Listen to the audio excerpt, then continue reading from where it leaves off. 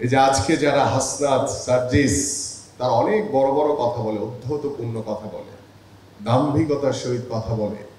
আমরা তখন দেখেছিলাম তাদেরকে যে তারা ডিবির গারদে এসে ঘুরছে, আমাদেরকে দেখছে আর বলছে, মানে দেখে বলছে মনে হচ্ছে যে আমরা চিড়িয়াখানার ভিতরে জীবজন্তু, আর ওরা ঘুরে বেড়াচ্ছে, দেখছে যে আমাদের বিএনপি নেতাদের কি অবস্থা। ওই যে হারুনের ডিবির কার্যালয়ে তারা কিন্তু রাজার হালতে ছিল, তাদেরকে অনেক ওই হারুনের ভাতের হোটেলে ব্যাপকভাবে আপ্যায়ন করা হতো প্রতি বেলা। আজকে এই জুলাইকে অনেকেই তাদের নিজস্ব একটি গোষ্ঠী নিজেদের করে নেওয়ার চেষ্টা করছে। আমরা খুব দৃঢ়ভাবে বলতে চাই যে গত 17 বছরের ইতিহাস দেখেন, গত 17 বছর আমাদের মাননীয় ভারপ্রাপ্ত চেয়ারম্যান জনাব তারেক রহমানের নির্দেশনায় নেতৃত্বে বাংলাদেশ জাতীয়তাবাদী দল বিএনপি ওই স্বৈরাচারের বিরুদ্ধে এদেশের সাধারণ মানুষকে নিয়ে আন্দোলন করেছে, সংগ্রাম করেছে। আমরা ঠিক সেই গত 19শে জুলাই 24 সালের কথা বলছি। মধ্যরাতে যখন আমাকে অ্যারেস্ট করা হলো, ডিবির কার্যালয়ে নিয়ে যাওয়া হলো, আমার সাথে আমাদের অনেক জাতীয় নেতৃবৃন্দ তারা ওই দিন অ্যারেস্ট হয়েছিলেন। কেউ 20শে জুলাই, কেউ 21শে জুলাই, কেউ 22শে জুলাই। এইভাবে যখন দেখলাম যে ডিবির ওই যে হারুনের যে গারদ, সেই গারদে ভরে গেল সব বিএনপি নেতা কর্মীরা, ঠিক তখন একটি দৃশ্য আমাদের কাছে চোখে পড়ল। এই যে আজকে যারা হাসনাত সার্জিস তারা অনেক বড় বড় কথা বলে, অধ্যতপূর্ণ কথা বলে, দাম্ভিকতার সহিত কথা বলে। আমরা তখন দেখেছিলাম তাদেরকে যে তারা ডিবির গারদে এসে ঘুরছে, আমাদেরকে দেখছে আর বলছে, মানে দেখে বলছে মনে হচ্ছে যে আমরা চিড়িয়াখানার ভিতরে জীবজন্তু, আর ওরা ঘুরে বেড়াচ্ছে, দেখছে যে আমাদের বিএনপি নেতাদের কি অবস্থা। টেকট্রা মিক্সার গ্রাইন্ডার ঝামেলা কমায়, সময় বাঁচায়। আমি তখন ওই হাসনাতকে আমি চিনিও না, আমি তখন তাকে ডেকে এনে বললাম যে তোমাদের কোটা বিরোধী আন্দোলনের জন্য আমাদের কাছে জেল খাটতে হচ্ছে। হাসে আমার কথা শুনে। ওই যে হারুনের ডিবির কার্যালয়ে তারা কিন্তু রাজার হালতে ছিল, তাদেরকে অনেক ওই হারুনের ভাতের হোটেলে ব্যাপকভাবে আপ্যায়ন করা হতো প্রতি বেলা। এবং আমরা দেখেছি তারা ওই যে যারা ডিবির কার্যালয়ে গিয়েছেন, যারা জেল খেটেছেন আমাদের মতো, তারা দেখবেন ওই ডিবির কার্যালয়ের সামনে একটি পুকুর রয়েছে, সেই পুকুরের ভিতরে তারা আশেপাশে হাঁটার একটি রাস্তা রয়েছে, তারা বিকাল বেলা দেখছি যে তারা হাঁটছে। আর আমরা 13 দিন 19শে জুলাই অ্যারেস্ট হয়েছি, 3রা আগস্ট আমাদেরকে জেলখানায় প্রেরণ করেছে। দীর্ঘ 13 দিন একটানা আমরা রিমান্ডে ছিলাম। তারা কিন্তু ওইখানে বসে ওই কোটা বিরোধী আন্দোলন উগ্র করে ফেলেছিল। তারা ওই স্বৈরাচার শেখ হাসিনার সাথে সহমত পোষণ করেছিল।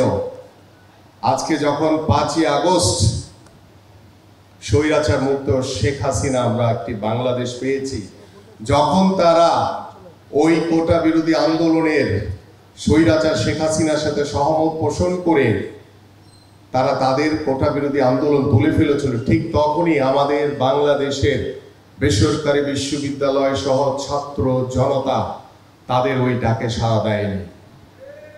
তারা তখন সাধারণ মানুষ সকলে ঐক্যবদ্ধভাবে বাংলাদেশ জাতীয়তাবাদী দলের বিএনপির ভারপ্রাপ্ত চেয়ারম্যান যারা তারেক রহমানের নির্দেশনায় নেতৃত্বে আমরা তখন এই শহীদ পরিবারের যারা সন্তানকে হারিয়েছে তাদের এই আত্মত্যাগে আমরা স্বৈরাচার মুক্ত বাংলাদেশ পেয়েছি। সেই 5ই আগস্টের পরে এসে ওই হাসনাত সার্জিসের বর্তমান অবস্থা সম্পর্কে আপনারা সকলেই ওয়াকিবহাল যে তারা স্বৈরাচার শেখ হাসিনার পতনের যে সুফল, শুধু তারা এটা তাদের নিজস্ব ভাবে নিজেদের মতো করে নেওয়ার চেষ্টা করছে। এটা খুব দুর্ভাগ্য। কিন্তু আমরা খুব দৃঢ়ভাবে বলতে চাই যে আজকে গত 1 বছর আমরা পার হতে চলেছি।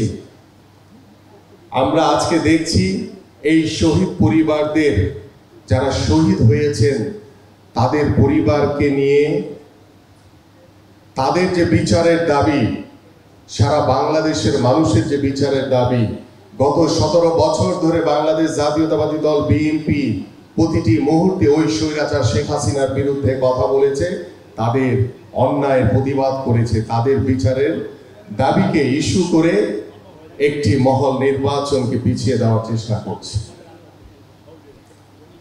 একটি মহল সংস্কারের কথা বলে নির্বাচনকে পিছিয়ে দেওয়ার অপচেষ্টা করছে।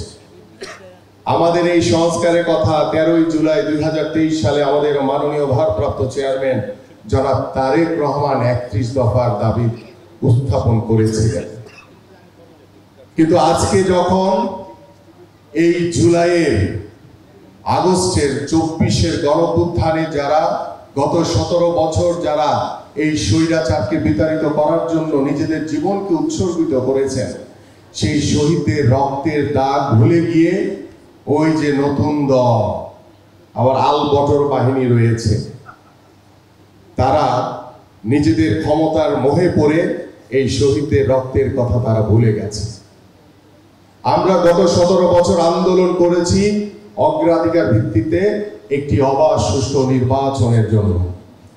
আমরা অন্তর্বর্তীকালীন সরকারকে সহযোগিতা করছি যে আপনারা দ্রুত সময়ের ভিতরে একটি নির্বাচন দিয়ে আমরা ওই সংস্কারগুলোকে পরিপূর্ণভাবে বাস্তবায়ন করতে চাই, যা আমাদের মাননীয় ভারপ্রাপ্ত চেয়ারম্যান 2023 সালের 13 জুলাই প্রকাশ করেছে। আমরা ওই স্বৈরাচার শেখ হাসিনা সহ সকল অবৈধ মন্ত্রী এমপি যারা এখনো কিছু স্বৈরাচারের দোসররা এখনো বিভিন্ন আনাচে কানাচে ঘুরে বেড়াচ্ছে, তাদেরকে আইনের আওতায় এনে আমরা বিচার করতে চাই।